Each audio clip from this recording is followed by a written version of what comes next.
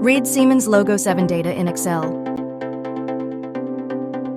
Open Excel and select the cell where the value should be displayed. Open the Field Connexion ribbon tab and select Siemens LOGO, LOGO 7, and LOGO 7 Read to open the LOGO 7 Read task pane. Enter the IP address of the LOGO controller. Adjust the port, timeout, and local and remote TSAP settings if required.